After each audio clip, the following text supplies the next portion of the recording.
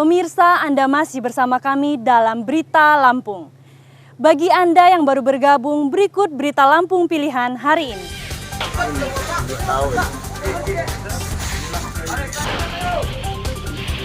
Sebuah rumah di Kelurahan Gunung Sari, Bandar Lampung ludes terbakar, diduga dibakar oleh seorang anggota keluarganya yang sakit gangguan jiwa.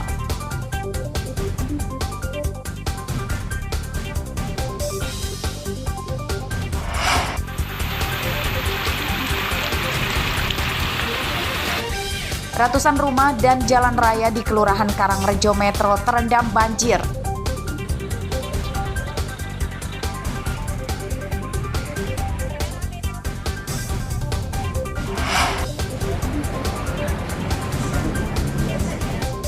Polisi dan Dinas Kesehatan gencar merazia apotek dan minimarket untuk menarik peredaran obat cair.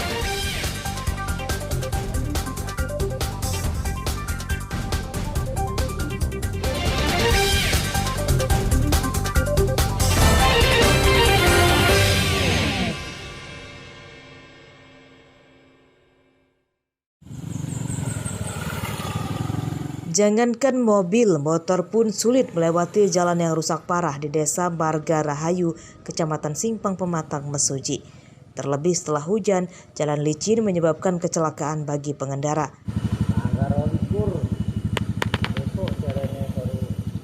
Padahal jalan yang rusak ini menuju ke tempat pembuangan akhir atau TPA Simpang Pematang. Jalan cepat rusak karena sering dilalui truk bermuatan sampah. Menurut warga, truk sampah yang terguling saat melintasi jalan rusak ini sering terjadi, namun hingga kini jalan belum kunjung diperbaiki. Mengeluh masyarakat ini karena sesuai dengan janjinya apabila menyediakan tempat sampah TPA, pemerintah kabupaten mau membenahi dan membangun jalan ini karena sangat dibutuhkan sekali tempat TPA itu. Tetapi sampai sekarang ini jalan ini masih terbengkalai hingga kelihatan parah sekarang ini. Kurang lebih ya sekitar 3-4 kilo, Pak. Kurang lebih. Untuk transportasi mungkin roda 4 untuk pengangkut hasil tani ini kalau musim ini seperti apa? Kalau musim kayak gini nggak bisa lewat. Kalau dipaksakan ya mungkin bisa kepelatar di sini. Lahan TPA Simpang Pematang merupakan pemberian hibah dari warga pada tahun 2015 lalu. Lahan hibah dijanjikan Pemkab Mesuji akan digantikan dengan memprioritaskan pembangunan jalan yang bagus. Namun sayangnya, hingga kini janji ternyata tak kunjung ditepati. Haris Susanto melaporkan dari Mesuji.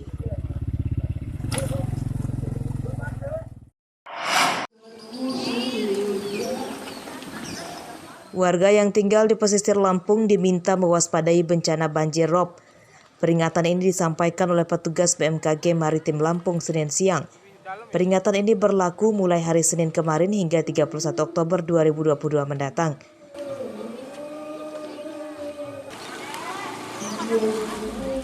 Diprediksi laut pasang akan terjadi hingga akhir bulan ini. Penyebabnya jarak bulan dengan bumi dalam titik terdekat. Banjir rob biasanya akan diawali tanda-tanda angin kencang.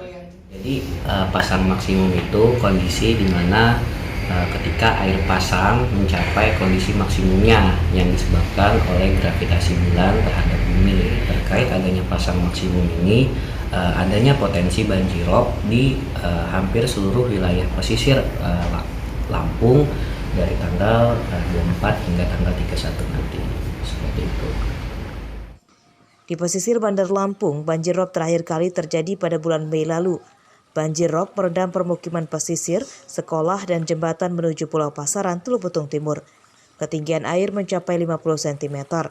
Banjir rob rutin terjadi selama sepekan saat dini hari dan surut pada siang hari. Jeffrey Arifin melaporkan dari Bandar Lampung.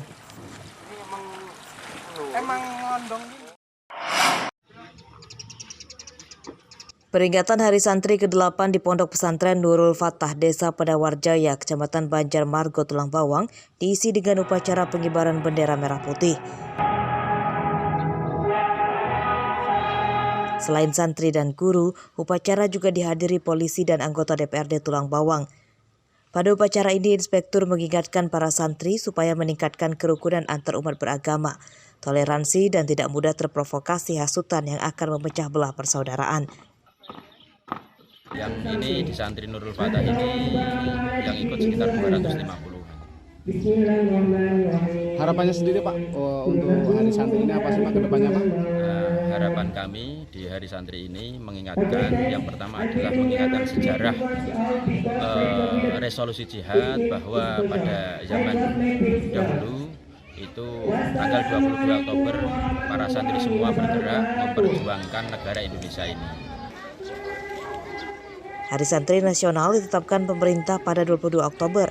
Peringatan Hari Santri Nasional juga sebagai momentum resolusi jihad mempertahankan kemerdekaan Indonesia.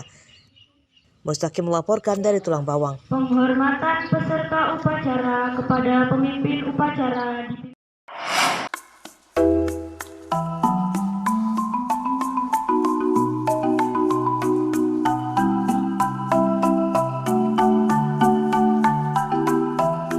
Di sela-sela kegiatannya mengajar mengaji, Muhammad Fadli ternyata memiliki hobi yang unik, yakni membuat miniatur kapal pesiar berbahan pipa paralon.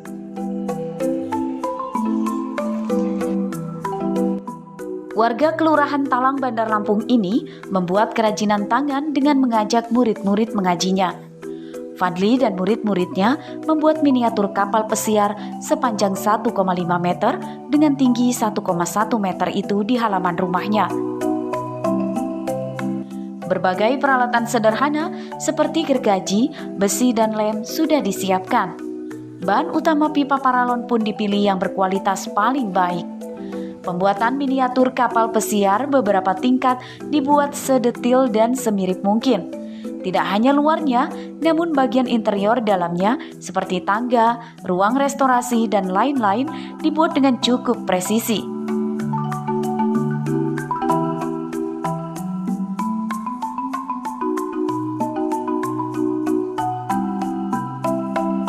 Setelah jadi, miniatur yang dilengkapi dengan remote control itu pun dicoba dilayarkan di laut dan berhasil.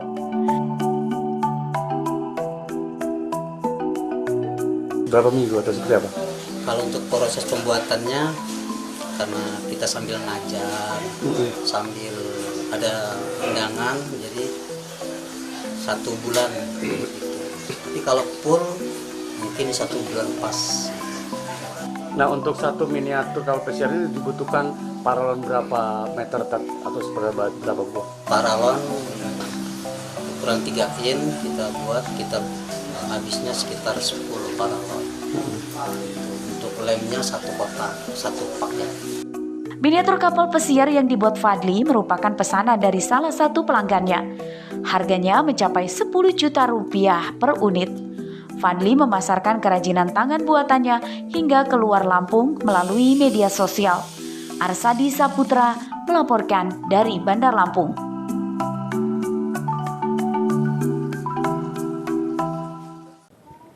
Pemirsa, informasi tadi sekaligus menutup perjumpaan kita pada pagi hari ini. Saya Iin Hermayani beserta seluruh kru yang bertugas berterima kasih. Selamat beraktivitas kembali. Sampai jumpa.